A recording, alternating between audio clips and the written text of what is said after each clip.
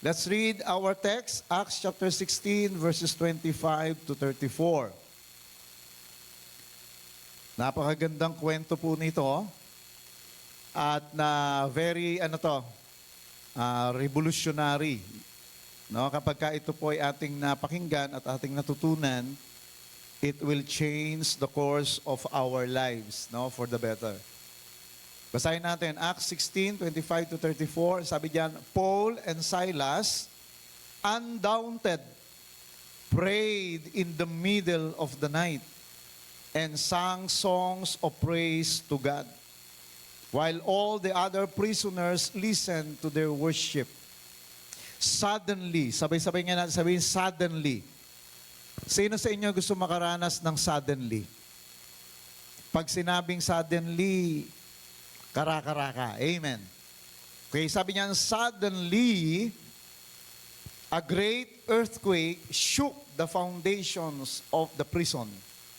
All at once, every prison door flung open, and the chains of all the prisoners came loose. Startled, the jailer awake and saw every cell door standing open. Assuming that all the prisoners had escaped, he drew his sword and was about to kill himself. Verse 28, when Paul shouted in the darkness, "Stop! Don't hurt yourself. We are all still here." The jailer called for a light. When he saw that they were still in their cells, he rushed in and fell trembling at their feet. Verse 30, then he led Paul and Silas outside and asked, "What must I do to be saved?" 31, they answered, "Believe in the Lord Jesus, and you will be saved, you and all your family." Then they prophesied the word of the Lord over him and all his family. 33, even though the hour was late, he washed their wounds. Then he and all his family were baptized. He took Paul and Silas into his home and set them at his table and fed them. The jailer and all his family were filled with joy in their newfound faith in God. Ganda nung kwento. So ang setting, katatapos lang ni Paul at ni Silas na hagupitin, bugbugin. Because all we know, kapag binasa mo ang Bible during that time, lalo na ang Book of Acts, minority pa lang ang mga mananampalataya. Ibig sabihin ko, konti pa lang sila. And yung malalaking religion like Judaism and the religion of Roman Empire were persecuting the church. So to make the story short, dahil pinagbabawalan at ayaw ng mga Hudyo, ng mga religious leaders na ipangaral ang pangalan ni Jesus, dinakip nila si Paul at si Silas. They were beaten, black and blue. Duguan sila Paul and Silas diyan. And after na sila po ay gulpihin, saktan, sila ay dinala sa isang kulungan kung saan sila ay hindi lang basta ikinulong, sila ay kinadinahan. Parang katulad sa panahon natin ngayon, Bartolina. Actually, Bartolina ngayon, wala nang mga chains. But Paul and Silas, no, were confined in a prison cell, and at the same time, meron silang chains. At sabi rito, in the middle of the night, they prayed and sang songs of praise. And suddenly, yun ang sabi, di ko kayo ginugulat. But our story tells us, suddenly. Sino yung gusto makaranas ng suddenly? Ito yung hindi na natin nararanasan ngayon eh. Yung mga mabilis na pagbabago sa ating buhay. Kaya sinabing suddenly, kasi merong change na nangyari. Tahimik na tahimik sila doon sa kulungan. Ang tanging ingay lang yung panalangin at yung mga pagpupuri. But suddenly, there was an earthquake. Sino sa inyo gustong lindulin? Hindi literal na lindol, kundi lindol ng pagpapala. Lindol ng himala ng Diyos. Amen. Pag sinabi kasing earthquake, that is something powerful. Suddenly, merong powerful event na nangyari sa buhay nila Paul. Na kung saan dati sila nakabilanggo, nakatanikala, because of that suddenly, because of that powerful move of God. Nakalagan sila, nabuksan yung mga selda, na bagong bigla. Sabihin natin sabay-sabay, nagkaroon ng turn around. Sino gusto makaranas ng turn around? Sabay-sabihin nga natin, sabihin, turn around. Mahina, dapat yung may conviction, naniniwala ka na mangyayari rin sa yung turn around. Turn around. Kasi pag-uusapan natin ngayon, pinamagatan kong divine turn around. Merong magaganap na divine turn around sa buhay mo. Amen.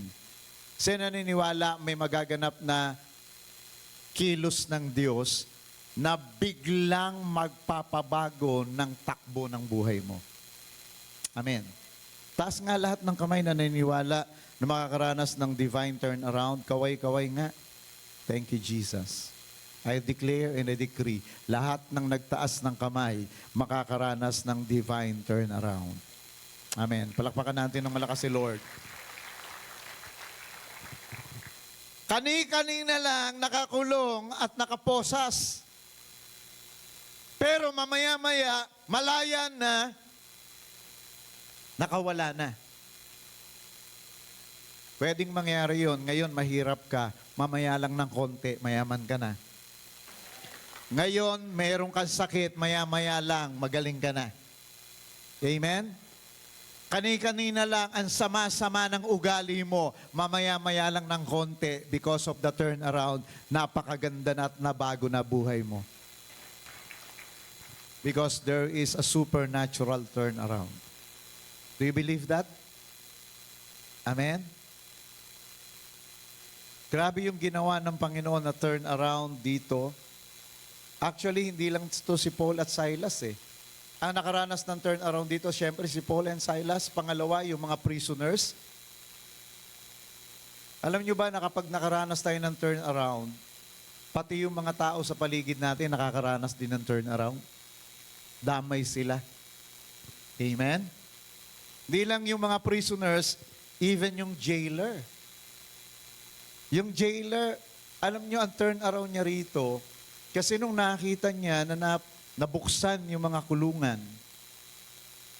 high profile prisoner si Paul at Silas. Sa kanila noon ang batas, pag ikaw yung nagbabantay at nakawala yung mga nakakulong, hindi lang yung ikaw ang ipapalit, ikaw yung papatayin. Kaya nung nakita niya nakabukas after the earthquake, sabi niya patay. Kaya ginawa niya, kinuha niya yung kanyang sword. And he was about to kill himself. Sabi doon sa talata, binasa natin, he was about to kill himself. Magpapakamatay na lang siya kesa parusahan pa siya sa pagkakawala ng mga bilanggo. But Paul, when he saw it, sabi niya, stop! Don't harm yourself. We are all here. We are still here. Kaya nagulat yung jailer. No? Pangit na sana yung buhay niya, mamamatay na, pero nagkaroon ng turn around. Amen? Then hindi lang siya, di lang si Paul and Silas, di lang mga prisoners, di lang yung jailer, kundi pati yung jailer's family. Kasi dahil sa pangyayaring yon, tinanong ng jailer, what must I do to be saved? Biro mo, dahil sa pangyayari ng turn around, pakinggan niyo ako mabuti. Pag nakaranas ka ng turn around, nakaranas ka ng miracle ni Lord, people will come to you. Magtatanong sila, paano ko rin ba mararanasan yan? What must I do to experience what you have experienced? What must I do to be saved? Kaya nga, pagka tayo ay nakakaranas ng mga transformation, may mga pagbabagong nangyayari sa buhay natin, nagigita yung source ng salvation ng iba. It is something evangelistic. Kaya nga kapag Kristiyano ka, wala nang nangyayaring maganda sa iyo. Walang mga turnaround, walang mga reversal, walang mga miracles na nangyari sa buhay mo. Tahimik. Wala kang nadadala sa Panginoon. Walang nagiging curious sa life mo kasi boring ka. Tignan mo yung katabi mo. Tignan mo yung katabi mo, dali. Sabi mo, hindi ikaw yon. Wala dito yung mga boring. Amen. Kasi pag wala na nangyayari, boring. Pero pagka laging may magandang nangyayari sa iyo, amen. Laging may galaw ang Diyos sa buhay mo, people will be curious. People will be amazed.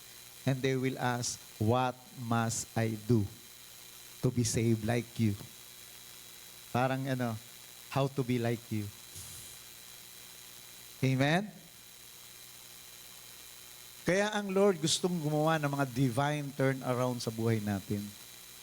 Kaya naapektuhan pati pamilya ng jailer. They were also saved. Sabi doon sa last verse natin, 34. Anong sabi doon? The jailer and all his family were filled with joy with their newfound faith. So meron talagang turnaround. Merong isang babae na bago maglipat ang taon, Pasko yun magbabagong taon na, sa pagitan ng Pasko at bagong taon. Hindi siya makapagsaya, malungkot siya, depressed siya kasi grabe, lilipat na lang ang taon, yung kanyang finances, nakakalungkot, nakakaiyak. Dahil ang laki ng utang niya sa bangko because of the credit card. A 7-digit loan. Kaya hawakan kami ng katabi mo. Dali, tignan mo sa mata. Dali, hawakan mo yun. Hindi tayo magpapatuloy pag di mo hinawakan. Hindi joke lang. Hawakan kami ng katabi mo. Dali, tignan mo sa mata, sabihin mo sa kanya, no to utang. Dapat maging na natin yung prinsipyo. Hindi na tayo mangungutang. Sa ilong lumabas yung ibang, Kung may utang ka ngayon, dapat last na yan. Bayaran mo lang yan, tapusin mo yan. Dapat hindi na yan masundan. Kasi, kita mo nga, dapat magdiriwang ng Pasko pero malungkot. Bakit? Laki ng utang. Hindi talaga masaya ang buhay na may utang. Tama po ba ron? Mahirap magsaya na may utang. Utang na loob, huwag ka nang umutang. So, itong babae, malungkot siya. Paano siya magsasaya? Ipokrito lang, no? Balat kayo. Happy New Year! Utang ako. Ang hirap nun. Hindi ka makatulog ng mahimbing nun. Kaya sabi ni Pastor Nono, nakakakita ng multo. Di ngayon, lungkot talaga siya. Pero buti na lang, ito maganda bago maglipat ang taon, naka-attend siya ng gawain. Nagsimba siya. Kaya akbay mo yung katabi mo, dali sabihin mo, buti na lang nagsimba ka ngayon. Narinig niya sa mensahe ng pastor niya, ganito sabi, towards the end of this year, there would be no carryover. And that God was going to change your life stories. Sabi ng pastor sa message niya, paglipat ng taon, walang carryover. Ibig sabihin kung ano mga pangit na naranasan mo, kung may sakit ka, may utang ka, ano mang karanasan mong pangit, hindi mo na yan dadalhin sa susunod na taon. Sabi niya, there will be a change of life story. Pinanghawakan niya yun. Pinaniwalaan niya yun. Kaya dapat kapag nakikinig kayo ng salita ng Diyos, wag lang kayo nakikinig para nakikinig kayo ng balita. Dapat tinatanggap niyo yun. Inaangkin niyo yun. Amen. Katulad nito, divine turnaround. Tanggapin mo yan. May mangyayaring turnaround sa iyo. Amen. Lahat ng tumatanggap, umalakpak na malakas. So nakatulog siya ng mahimbing kasi pinanghawakan niya, hinakap niya yung salita na yun, yung mensahe na yun. Kinabukasan, no? New Year na New Year. Actually, hindi New Year, eksakto, ika-2. Kasi holiday, wala namang opisina ang bangko during the January 1. January 2, she received a call from the bank. Ako, kinabahan siya. Sabi niya, naku po, baka ano na to, paalala, nakakasuhan na siya, o kaya lumaki na yung interest. Pagka ganun, kakabahan ka di ba? Kaya yung may mga utang dyan, ayaw niyong tumatanggap ng tawag, no? Lalo na walang pangalan. Pag tingin niyo, naku, delikado to. So nakatanggap siya ng tawag, sinagot niya. Pero may takot siya. Hello? Sabi nung tumawag, hello, is this so and so? Sabi niya, yes. Sabi, congratulations, ma'am, because yung loan mo, yung credit mo, sabi niya, paid in full. Somebody came here and paid your debt. Binayaran ng buong buo yung utang mo. Hindi nagpakilala at ayaw sabihin kung sino siya. Basta yung credit mo, yung utang mo, fully paid. Grabe, may turn around. Sabihin mo sa katabi mo, gusto mo rin nun? Sinong gusto nyo isang araw na lang may matatanggap kang balita?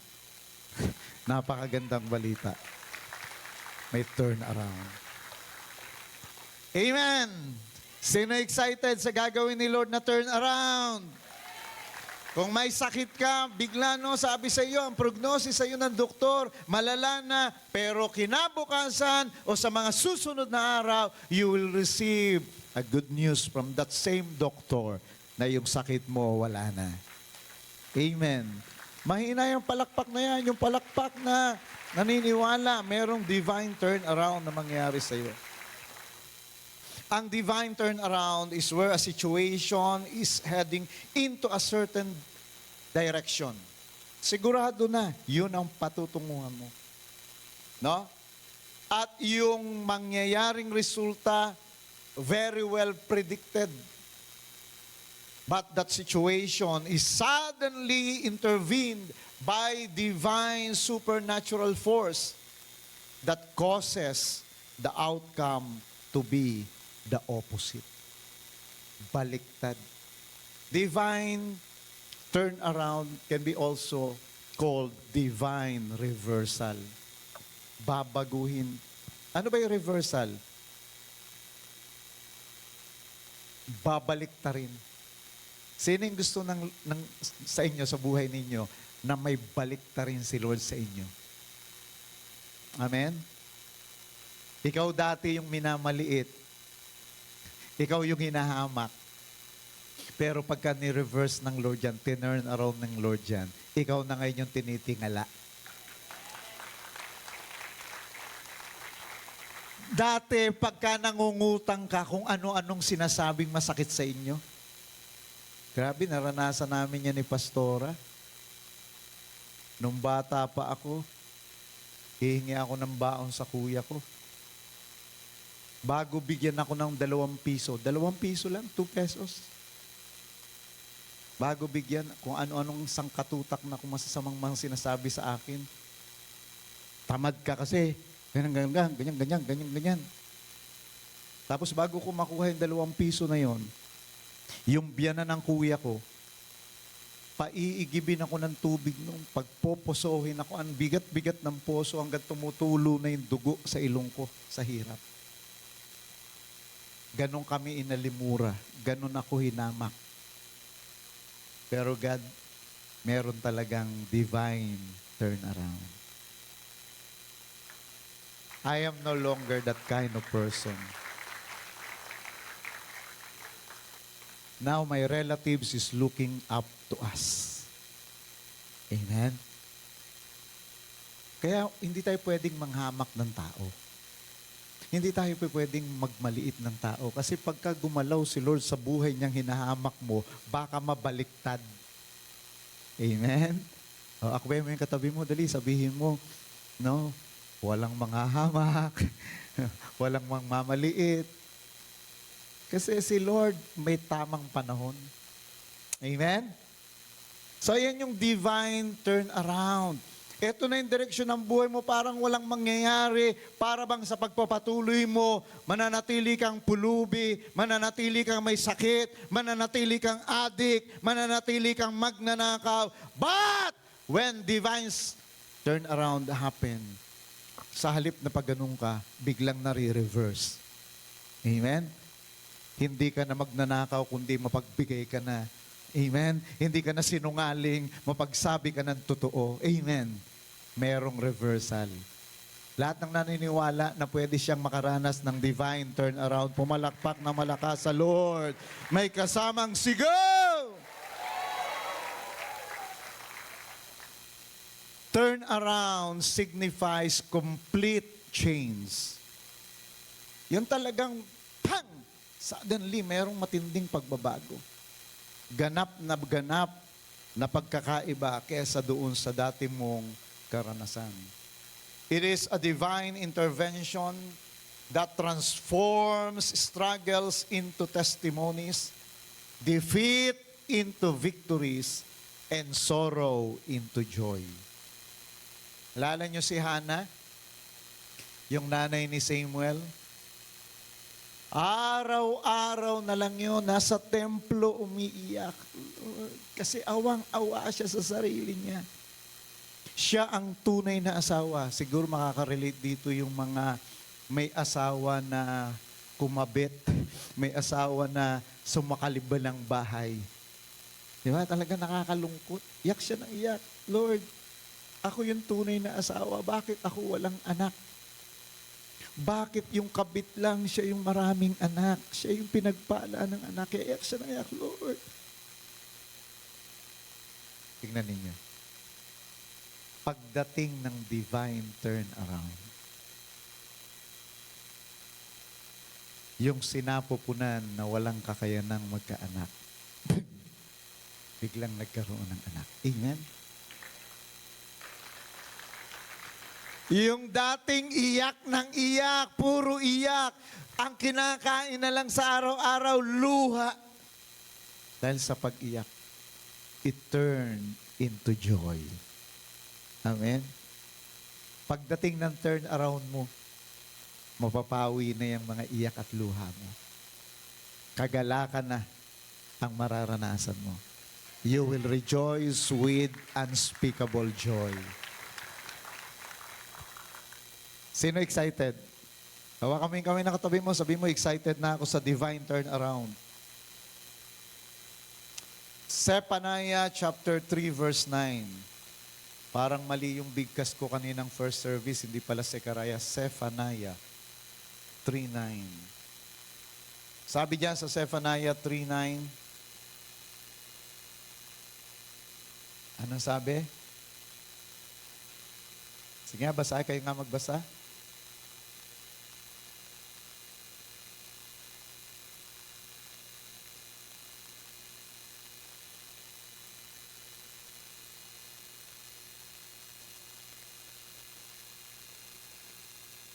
Parang iba. Zephaniah ba yan? Baka ako ang mali. Baka si Karaya nga. Chapter 3 verse 9. Bakit pati merong the message? Hindi the message. Yan din ba din-display nyo kanina? Mukhang mali. Huwag the message. At pakitignan sa si Karaya, baka mali ako. Hindi tayo pwedeng mali. Dahil ibabaon natin yan sa bahay, pagbubulayan natin. Kailangan eksakto, right yung ating scripture. Okay, Zechariah na lang. Change the book. Zechariah chapter 3 verse 9. Di pala Zephaniah.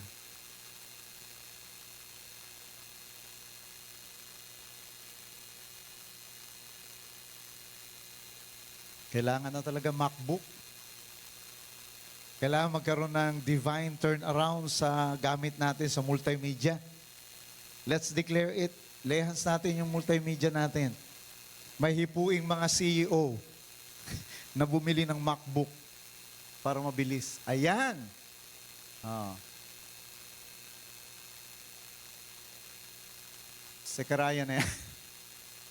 Wag NIV, and ano kaya, New King James Version.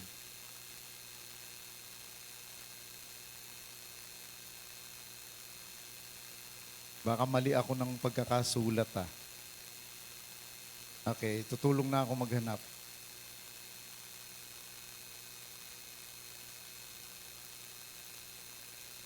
Ano sabi si Karaya sa New King James Version?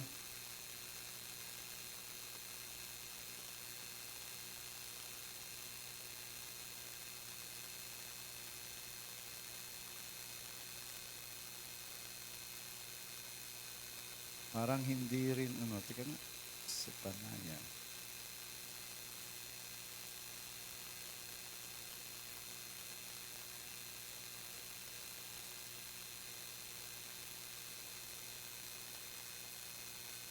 Alam ko na.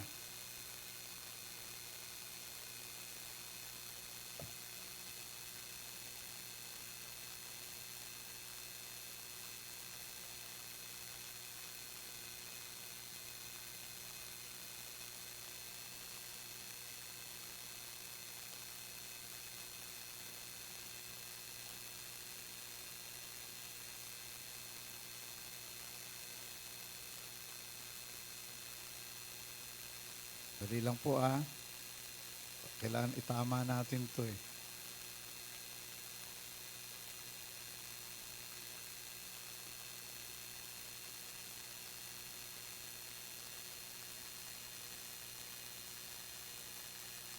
Sino na nakakita?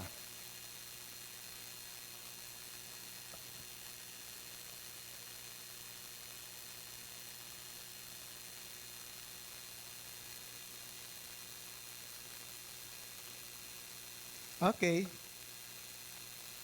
So, ibibigay ko na lang sa inyo once na-trace ko. Parang mali ako na naibigay na address. But the message, hindi naman nagkakamali yung nagkaroon lang ng typographic error. But the message is, I will turn things around for my people. Okay, yun ang sabi ng book na yon. I will turn things around for my people. Ang gusto lang natin kasi establish is God is a turnaround God. Tama? Alright? Kung paano nag-turn around siya dyan sa buhay ni Hannah, sa buhay ni Lazarus, patay na nabuhay pa.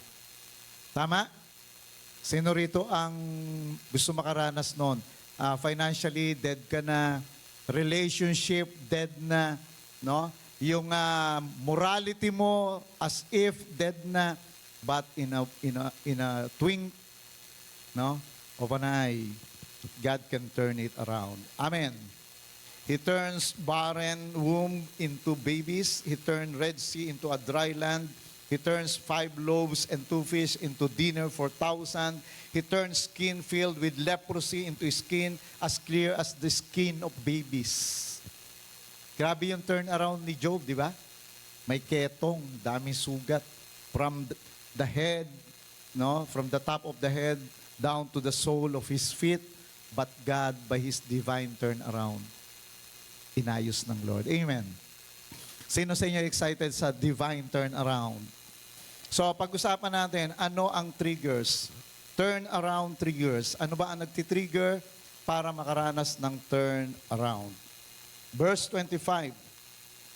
Sabi diyan, Paul and Silas, undaunted, prayed in the middle of the night and sang songs of praise to God, while all the other prisoners listened to their worship.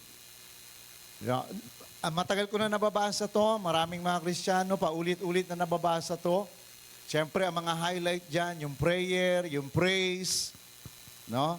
Pero nakakalimutan natin, ang isa sa mga di napapansin at napakahalagang mga salita dito na magti-trigger ng turnaround sa buhay natin ay yung salitang prayed in the middle of the night. Kaya pala nakaranas si Paul at Silas ng turnaround, hindi lang dahil nananalangin sila, kundi nananalangin sila sa madaling araw. Tanong ko lang, survey, sino sa inyo dito ang nagpipray? Taas ang kamay na nagpipray. Ayan. Sino nagpipray ng umaga pagkagising? Ayan, palakpakan niya natin yung nagpipray ng umaaga pa lang. Nagpipray na. Sino yung nagpipray ng hapon, tanghali? Kumonti na. Sino ang nagpipraise bago matulog? Aba, marami din. Kaya lang marami dyan yung nagpipray bago matulog, ano? Hanggang sa makatulugan na.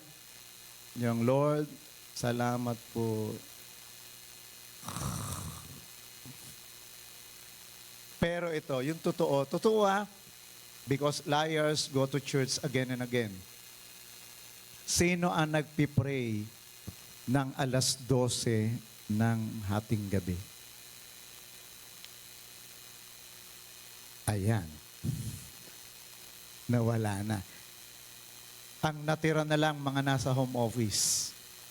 Kasi sa home office, nagko-commanding the day kami doon, praying in the middle of the night.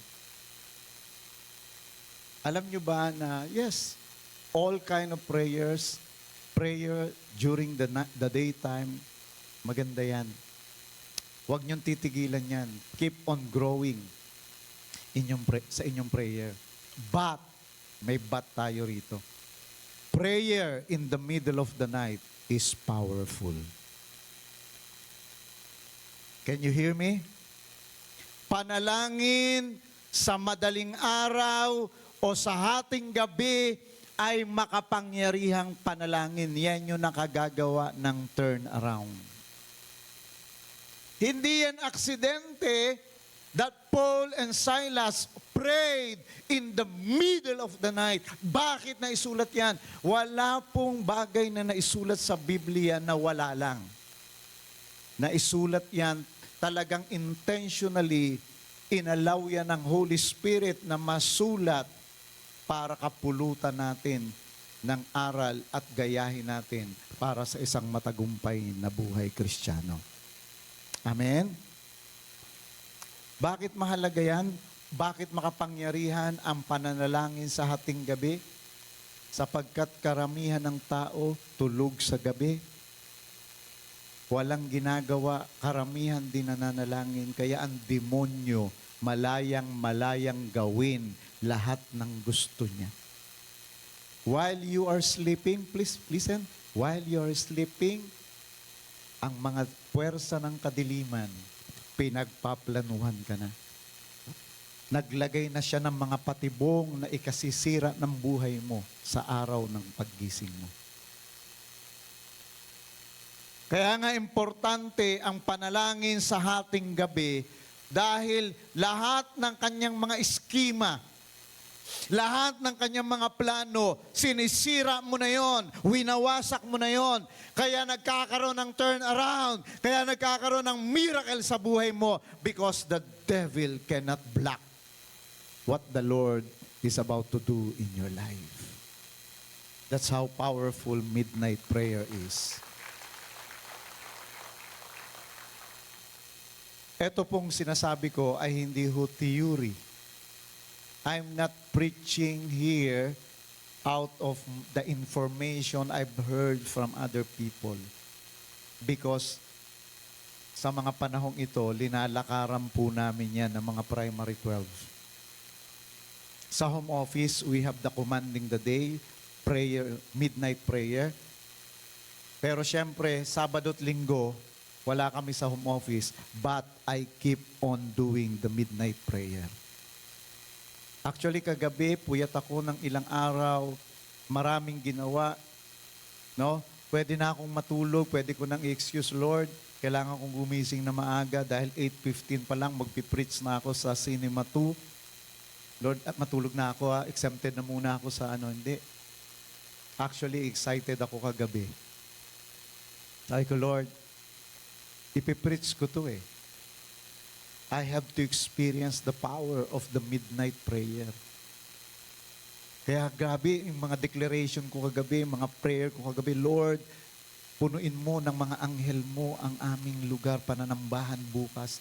Kaya, alam nyo, kahit nandun ako, I can feel and I can sense that the angels are roaming around here. And even right now, the angels are here, protecting us from disturbance from the enemy.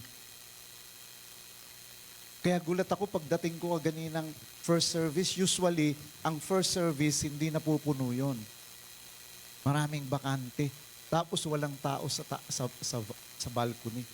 Pero kanina, punong-puno itong baba, may tao doon sa balcony sa first service. Because my declaration, Lord, multiplication, multitude, fruitfulness, bring people, let your angels bring people. Amen. Meron talagang kapangyarihan. Makapangyarihan ang midnight prayer. If you want, turn around. Hinahamon ko kayo. Sama-sama tayong manalangin tuwing madaling araw, tuwing hating gabi. Amen? Ay, hawakan mo yung katabi mo, dali. Hawakan mo yung kami ng katabi mo. Sabihin mo, manalangin ka mamayang gabi, ha? Sino excited? O, sige, tuloy natin yung palakpak na yan. Meron nung isang mananampalataya na taga-Europe. So, nag-migrate siya. He lived and worked and started a business in the United States of America. Like any other country, like any other citizen, pag pumunta ka sa Amerika, kailangan ng visa. At pagka gusto mo nang tumira doon, kailangan mo ng resident visa. Pero matagal yon. Hindi ganun kadali yon. At pagka sinamampalad ka pa, pahirapan ka ng ng mga immigration officers or mga embassy officials. So ito na nga ang Kristiyano na to na nag-start ng buhay sa Amerika. So nag-a-apply siya ng resident visa para wala na siyang problema, tuloy-tuloy na yung business niya. Kaya lang nung nandun siya sa embassy, ang nakaharap niya ay isang napakamasungit na officer ng embassy. Tapos sabi sa kanya, I think your resident visa application ay matatagalan pa yan, mga 5 years. Sabi niya, please, no, I'm asking for favor. Walang favor dito. Sabi nung embassy official, batas ay batas. Rules ay rules. Yan ang sinasabi rito sa batas. 5 years ka pa bago makakuha ng resident visa. So, sorry. So, ang lungkot-lungkot niya pag uwi niya. Kaya ang ginawa niya, buti na lang narinig niya yung message about the importance of midnight prayer. Bukod sa nag-pray siya ng daytime, talaga nagpuyat siya, nag-sacrifice siya. He prayed, all night long, praying for God's intervention. divine turnaround. After ng ilang araw, he received a call from the embassy. Nang sabi, your visa application is done and you can now get your passport in the embassy. So gulat na gulat siya. Sabi nung hindi ma-approve, 5 years pa. Bakit? Biglang may ganitong mensahe. So ginawa niya, kung bagamat kinakabahan siya, may halong excitement, baka nga mayroong pagbabago, pero may halong kaba, baka totally na siya, hindi na siya talaga makakuha ng resident visa. So pagdating niya doon sa embassy, the same person, yung masungit na embassy official, yun yung kanyang nakaharap. Tapos inaabot sa kanya yung passport niya na mayroon ng approval ng resident visa. Tsaka yung mga documents niya, mga papers niya. Kasi tuwan-tuwa siya, sabi niya, thank you. Sabi niya, maraming salamat. Tapos sabi niya, what happened? Why did you approve my visa application? Sabi sa kanya, supposedly it is 5 years. I was right when I told you that is about to be 5 years. Sabi niya, so what happened, sir? Sabi ng embassy official, you know, the day I talked to you, gabi-gabi na lang, araw-araw na lang, yung mukha mo nasa isip ko. Kumakain ako, mukha mo naiisip ko. Nagdadrive ako, mukha mo nasa isip ko. Hindi ako makatulog, mukha mo nasa isip ko. Kaya sabi niya, I changed my mind. For the peace of my mind, I need to approve your visa application. Go away so that I have my peace.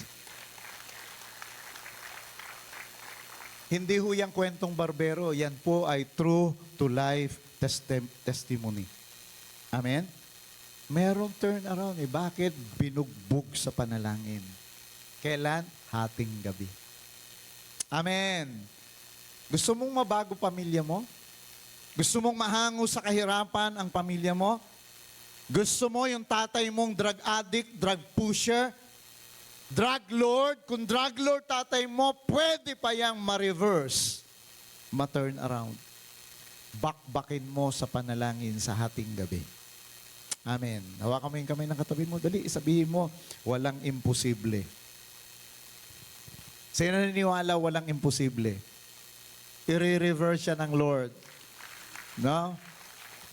Manalangin lang talaga tayo at ang panalangin natin, gawin natin sa hating gabi. Si Jesus ang example natin yan. Luke chapter 6 verse 12. Luke chapter 6 verse 12. Sabi niyan, now it came to pass in those days that he went out to the mountain to pray. Tingnan niyo si Jesus Christ. Di lang siya nagpipray. Ang maganda kay Jesus ganito eh. Sana, total sabi natin Christian tayo. Pag sinabing Christian, follower of Christ. Si Jesus pag nagpray, publicly, maiksi. Pero pag nagpray siya, privately, mahaba. Amen? Pero sa panahon natin ngayon, baliktad.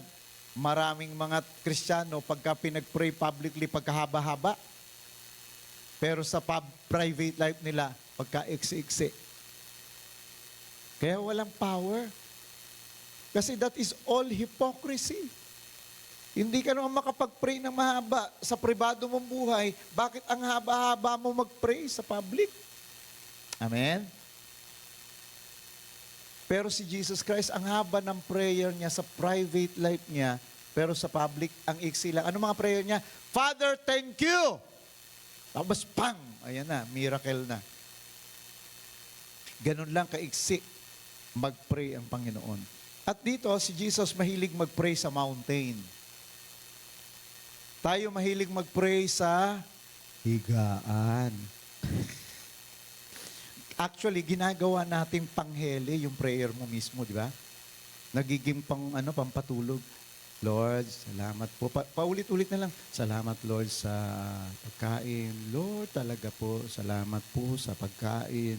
Salamat talaga, Lord, sa pagkain. And Lord, thank you sa food. In English pa eh. So, paulit-ulit yon, ikaw mismo bored na bored ka na. "Oh, Lord, thank you." Nagigas niyo po ba ako? Paborito nating panalanginan, kwarto. Minsan pa nga may nagpipray sa CR habang hawak yung cellphone.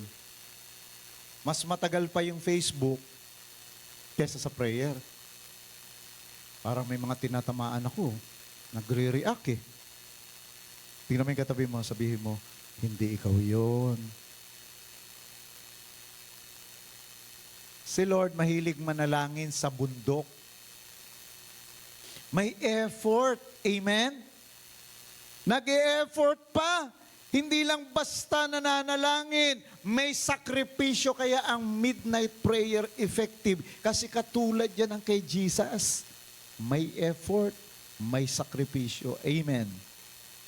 Next week, from Wednesday up to Friday, hindi pala Thursday to Saturday, kasi Saturday merong men's conference.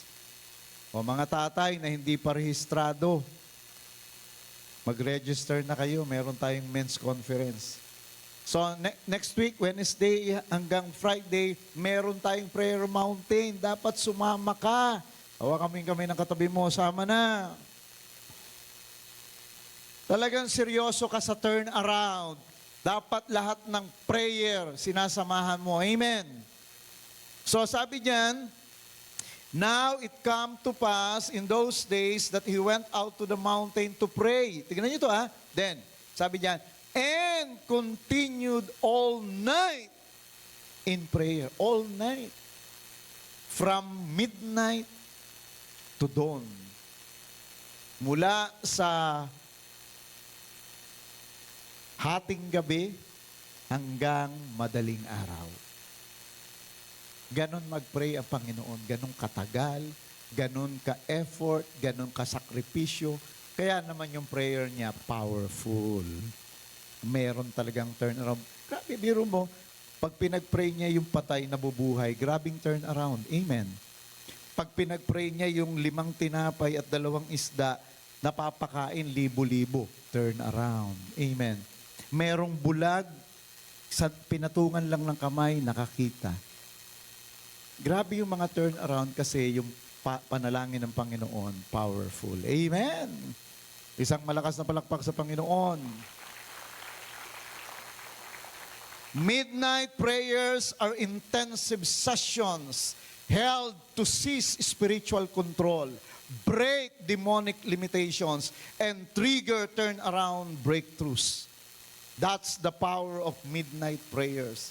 Midnight prayer is a high-level spiritual time for breaking bondages, securing divine intervention, and achieving turnaround breakthroughs. That's the power and the importance of midnight prayer. Praying at midnight is a sacrificial prayer that will not go unrewarded. Pag anumang sakripisyo ginawa, hindi yan nawawalan ng gantimpala kay Lord. Amen? Kung magpupuyat ka para lang manalangin, that is something pleasing sacrifice kay Lord. And God is ready to reward that sacrifice. Ano reward? Turn around. Sino gusto makaranas ng reward ni Lord na turn around? Pumalakpak na malakas. Pangalawa, ano yung una na trigger ng turnaround? Midnight praying.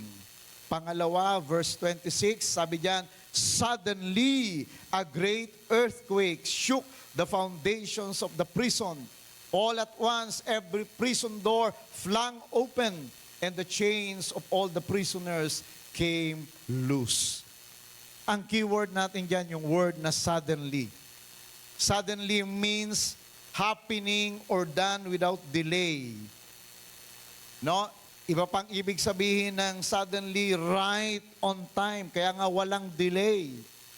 It happens right on time. It happens timely. Yan yung keyword natin. Sa tamang panahon, nagkaroon ng lindol. Kaya lang nagkaroon ng lindol, hindi para takutin ng tao, hindi para maminsala ng buhay, kaya may lindol at the right time, suddenly, para palayain si Paul at si Silas. Amen. Kaya merong earthquake on the right time para magkaroon ng turnaround. Alam nyo bang powerfully kikilos si Lord sa buhay natin right on time so that we will be able to experience reversal, turnaround sa buhay natin. Amen? Ang mahalagang salita dito yung suddenly na nagpapakita na si Lord kumikilos at the right time. Sabihin nga natin sabay-sabay, on the right time. Once again, at the right time. Si Lord hindi yan gumagawa dahil lang naawa. Yes, nataantig ang puso niya. Kahit nung bumaba ang Panginoon para i-deliver ang bansang Israel, hindi siya bumaba noon just because nakita niyang umiyak. Although sabi niya, I've heard the cry of my people. Hindi siya bumaba dahil lang umiiyak sila. Bumaba siya kasi yun ang panahon. Dahil pangako ng Panginoon, 40 years after your captivity, I will return and I will come down and redeem and deliver my people. Hawakan mo ngayon kamay ng katabi mo, sabihin mo may tamang panahon ka rin. Sino naniniwala? May oras ka rin kay Lord.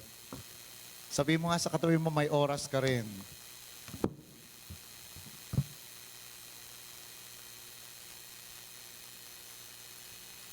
Pumalakpak ang bawat isa na nagsasabing merong right time si Lord sa akin.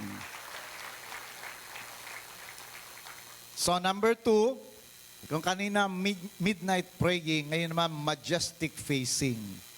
Pag sinabing majestic, sovereign. Pag sinabing facing, the precise synchronization or alignment of events or meaning timing.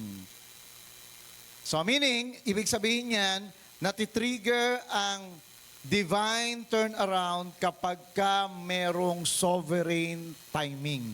Merong tamang panahon na si Lord. Kaya kahit anong gawin mong pagpipilit, mabago yung buhay mo, mabago yung nangyayari sa iyo, hindi mangyayari yung kung wala pa sa tamang panahon. Amen.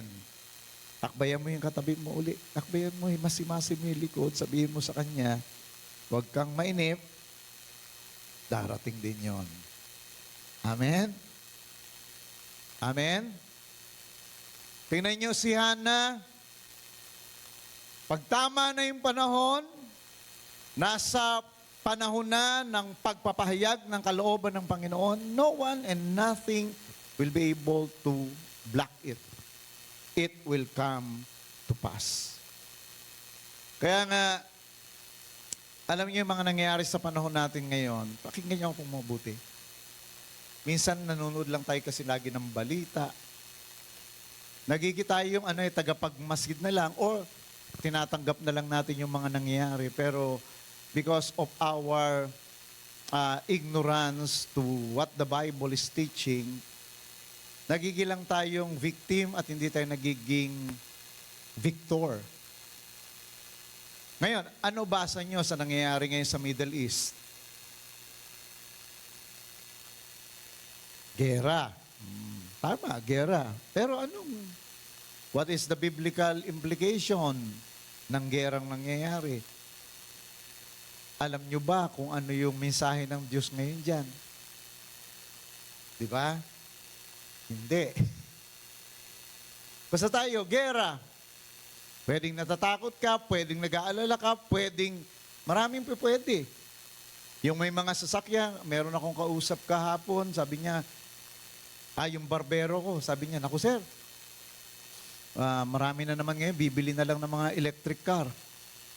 Kasi pamamahal ngayon ng gasolina, ang mga krudo. And right, totoo naman talaga. Ang projection ng government natin, sasampa ng 80 per liter ang krudo. So, yun lang lagi natin nakikita, yung fact. Pero ano yung truth?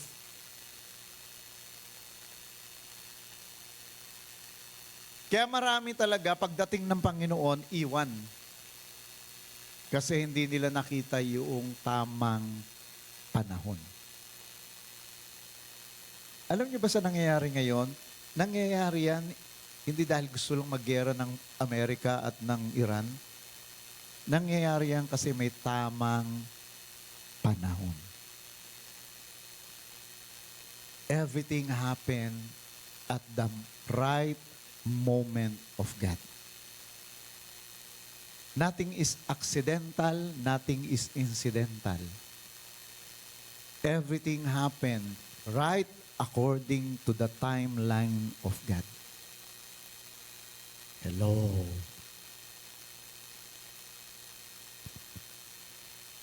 Nabasa niyo yun sa Esther. Alam niyo kapag kasi talagang inumpisahan ko sa inyo yung mahaba po ito eh. Actually, ito lang point number 2 natin. Mga 3 message to eh, ng Sunday. Pero tatry ko lang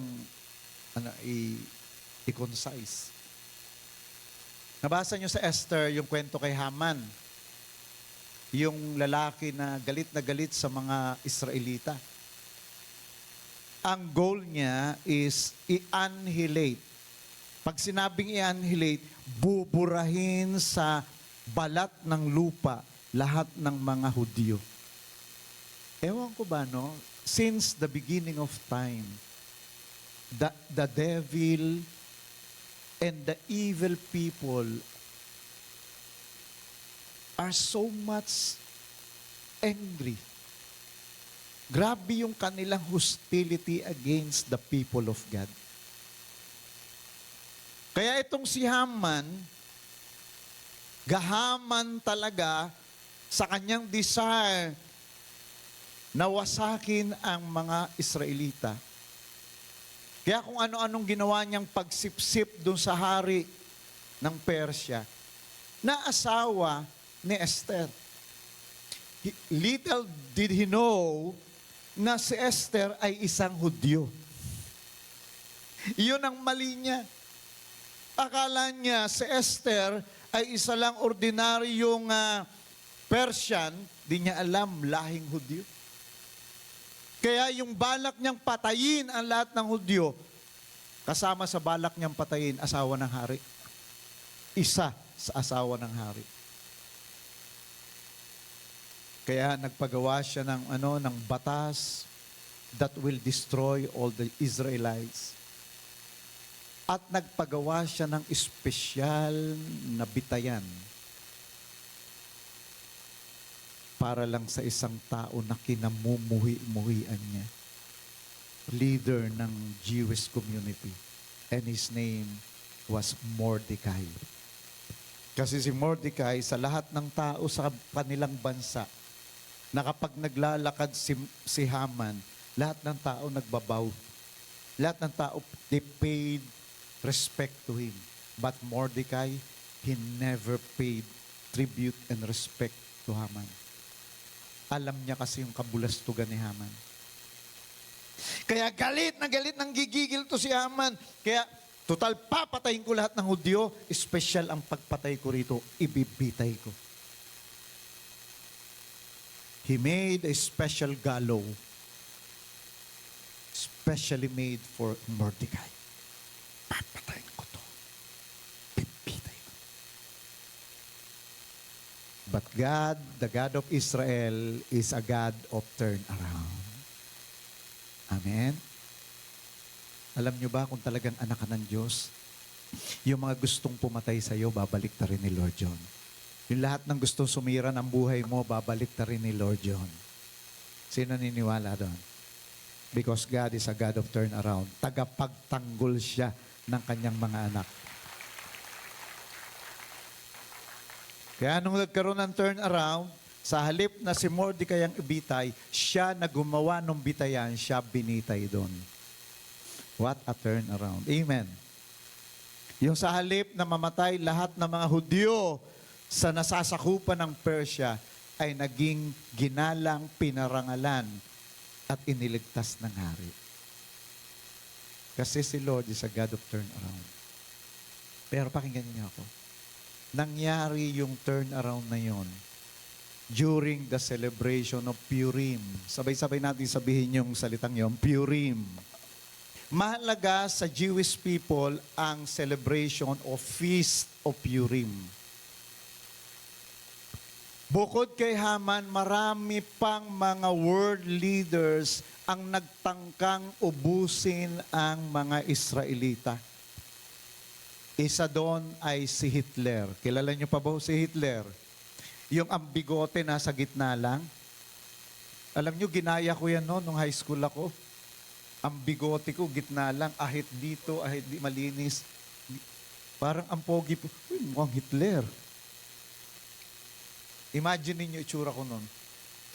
Meron akong bigoting nasa gitna lang.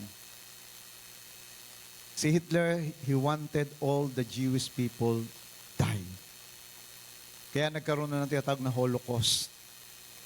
Sinunog, pinatay niya maraming mga Israelita, hinahunting niya. Buti na lang may mga ibang mabubuting loob noon na itinatago katulad nila Corrie ten Boom, yung nasa Schindler's List, tinago ni ng businessman, ni Oscar, yung mga Israelita. Kaya hindi naubos ni Hitler. Now ngayon, tingnan ninyo. During the Purim, yung turn around ni Lord, natalo sila Hitler, nilitis yung mga generals niya, yung 11 na mga mga galamay niya na siyang nag-perpetuate ng pagpatay sa mga Hudyo, binitay din sila katulad ni Haman. Yan ang nangyayari sa mga umuusig sa mga anak ng Diyos. Bitayan ang portion nila. Ang nakakatuwa, merong isang historia na ang pangalan ay Julius Streicher. He witnessed the execution of those 11 generals ni Hitler. At alam nyo, bago mamatay yung isa sa mga general ni Hitler, ito yung sinigaw. Pakinggan niyo. Ang sinigaw ay Purim Fest 1946. Bago mamatay o bago mapugtuan ng inyo, sabi niya, Purim Fest 1946. Patay. Dinedeclare niya, it happened today because of the Feast of Purim. Biro mo, even the enemy na-acknowledge niya na kaya siya nabitay, kaya siya na-judge, na-convict because of the Purim. Alam niyo ba ibig sabihin ng Purim? Mamaya, explain ko po sa inyo. Pasok lang muna ako sa isa pa. Sino sa inyo ang aware ng nangyaring blood moon nitong mga nakarang araw?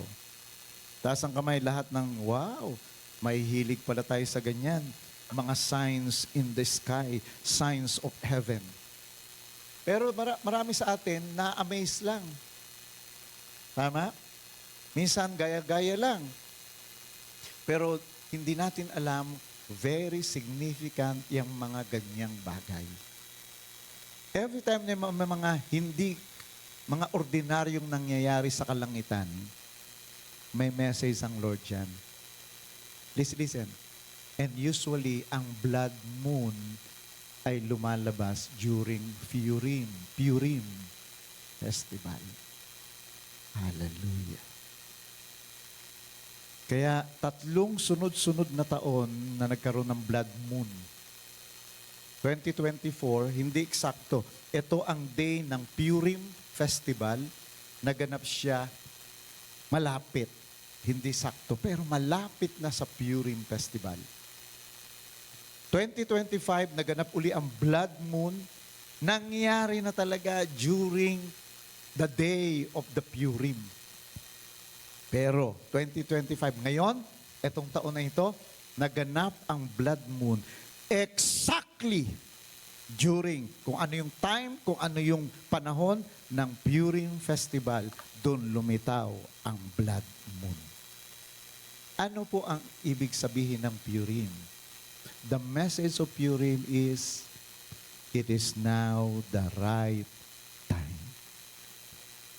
Purim is a festival declaring the special moment of God.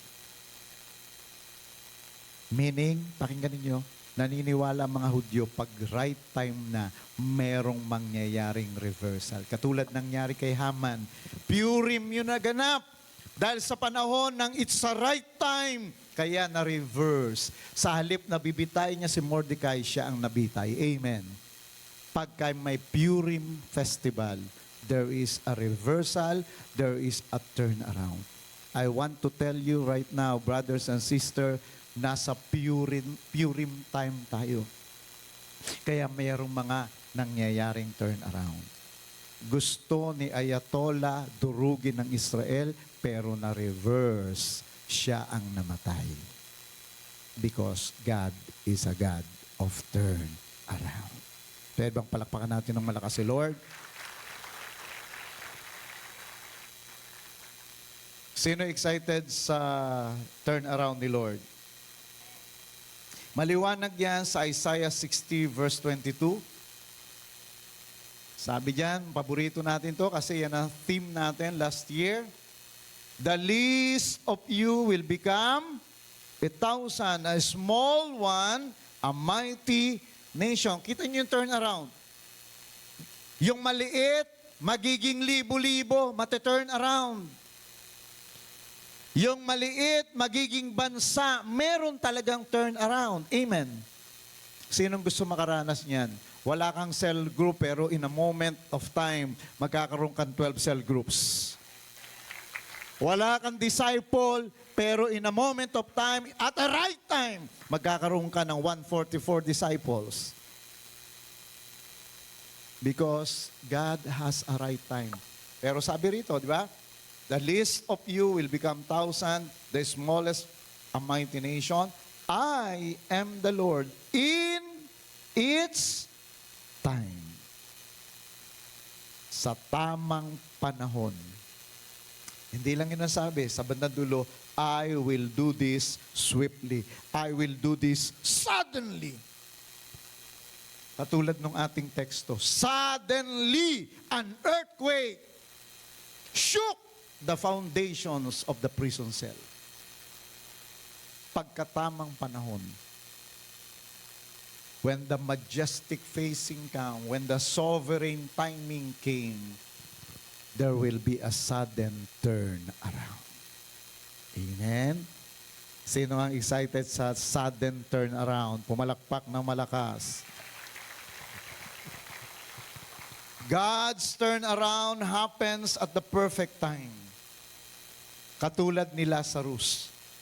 Si Lazarus, bago mamatay, listen, bago mamatay, his sisters, Mary and Martha, was begging Jesus, Lord, your best friend, may sakit siya. He is dying, please come. Pero wala eh. Kaya minsan may mga prayer tayo na para bang hindi dinidinig ng Lord, parang bingi si Lord. Kasi, please listen, kasi hindi pa panahon. Pero after 3 days, may panahon kasi talaga si Lord eh. After 3 days, sabi niya sa mga disciples niya, come, let's go to our friend. Bakit kaya hindi kaagad pumunta si Lord? Bakit kailangan niya pang-intay mamatay? Kasi ang gusto ng Lord mamatay. Pagka kasi pinagaling niya lang, maliit lang ang glory ng Diyos dun eh. Marami naman nagpapagaling nun eh.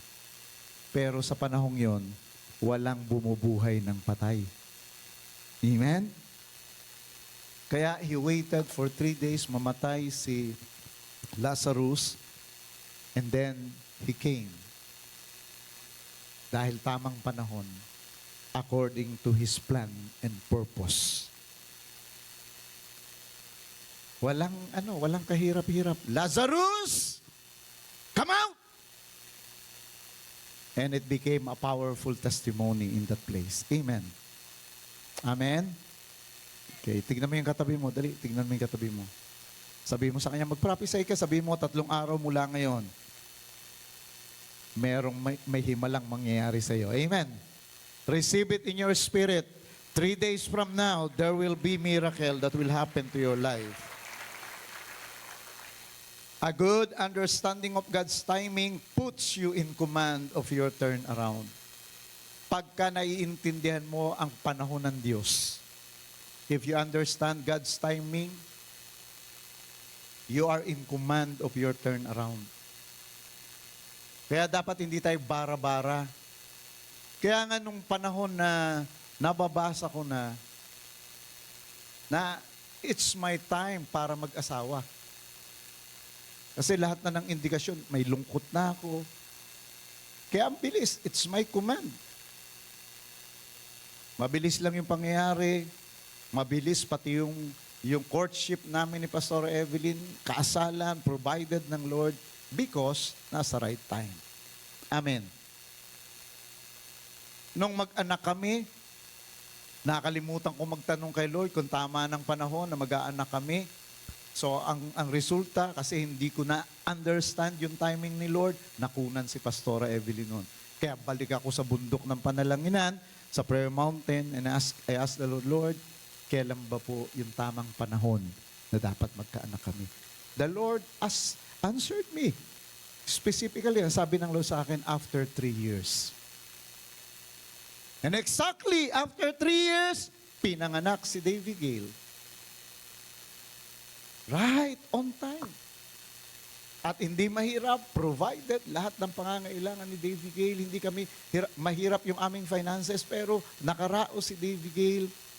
Kasi pagka galing kay Lord, meron talagang provision. Kaya dapat lahat tamang panahon. Amen. O, hawakan mo ulit kami ng katabi mo. Dali, sabihin mo, huwag magmamadali. Huwag ding maiinip. Amen. Hindi yung panahon mo. Huwag yung sabihin, ang tanda ko na, kailangan ko na mag-asawa. Hindi, dapat din na inaano yan dahil sa iyong edad. Amen? Hindi dahil kailangan ko na. Hindi yon. Dapat alamin mo kailan ang panahon ni Lord. Amen. Dahil pag timing na ni Lord yan, merong turn around na mangyayari sa buhay mo. Amen. So, basahin natin. Tingnan nyo sa Genesis chapter 18:14. Worship team, hindi na tayo makarating sa point number 3. Genesis 18:14. Ito ang eksena rito, natawa si Sarah. Kasi doon sa promise ng Lord through the angels na magkakaroon sila ng anak. Talaga matatawa si Sarah kasi una, matanda na siya. Pangalawa, baog siya. Sino ba nga hindi matatawa doon? Sa madaling salita, alam niyo pag natatawa tayo, ibig sabihin nun, ay imposiblihan ka. Amen? Okay, tingnan mo. Sige, kausapin mo yung katabi mo. Sabihin mo, magiging multi-millionaire ka. O, tingnan mo, di ba? Ngingiti-ngiti. Kasi naiimposible yan. Pero yung seryoso, sabi niya, yes, akin yan. Yes. Hindi tumatawa, hindi ngumingiti. Seryoso kay Lord, yes, Lord, akin yan. Amen. Yun yung mangyayari. Buti na lang naawa si Lord kay Sarah. Tatawa-tawa. Kaya ito yung sabi ng Panginoon, sabi ng angel, is anything too hard for the Lord?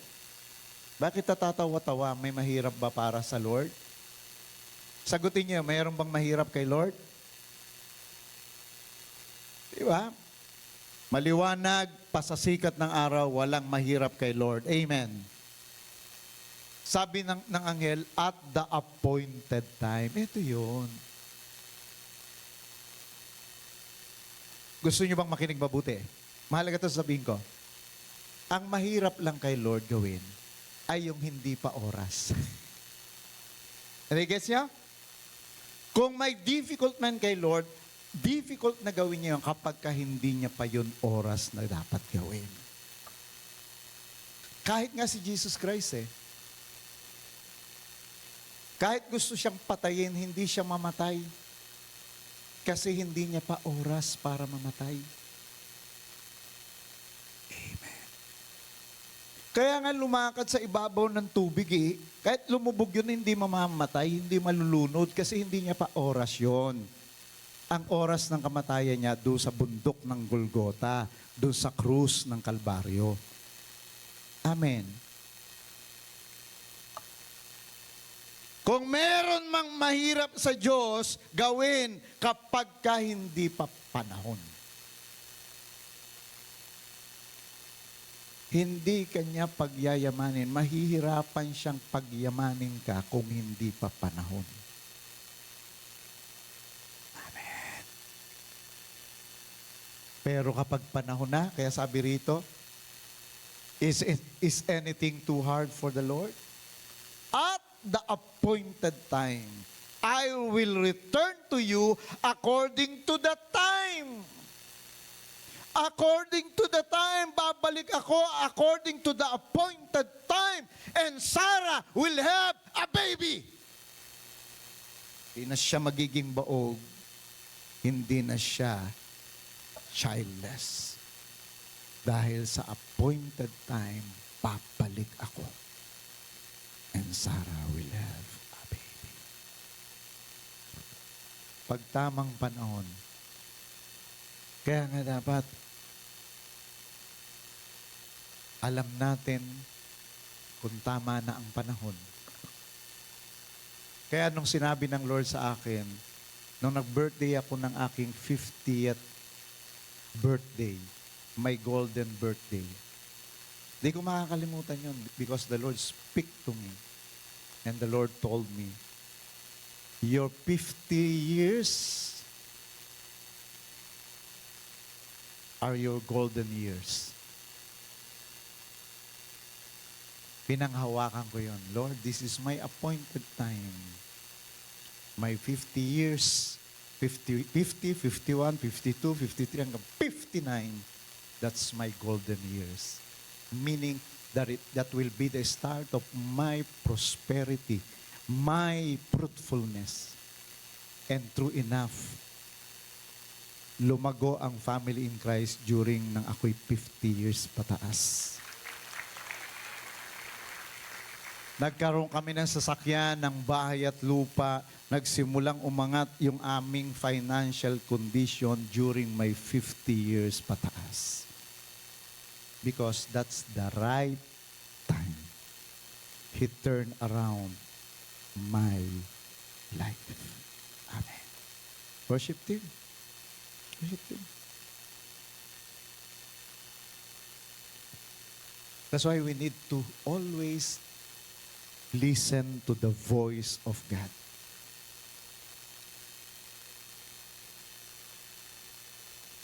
Laging nangungusap si Lord. Ayaw niya tayong maging estranghero sa kanyang mga plano, sa kanyang mga gagawin sa buhay natin.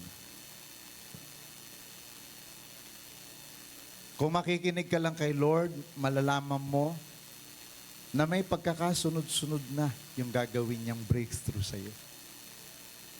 Your time of turnaround is probably at the door, knocking and asking you to welcome Him, to welcome the turnaround. Please listen to this. There is a time allocated by God for some major events to happen in your life. Sulat ninyo. Pagbulay-bulayan nyo pong mabuti. Ulitin ko. There is a time allocated by God for some major events to happen in your life. Merong itinatalaga ang Diyos na panahon sa buhay ng bawat isa sa atin para gumawa ng major event.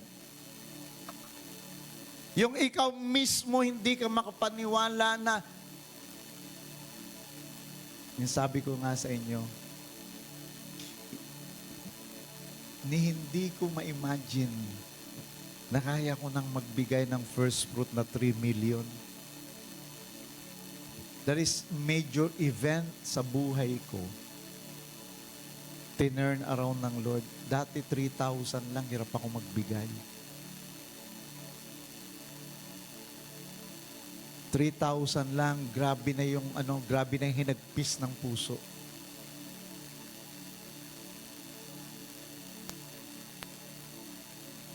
But the moment na yun ay plinano na, inallocate na ng Panginoon yung tamang panahon para sa iyo, everything will be easy. Magugulat ka na lang, yung parang di ka makapaniwala na nangyayari ito. Ni pangarap, di ko to na ipangarap. Pero sa isang iglap, kaya palang gawin ng Diyos. Why? Because the time is right. Amen.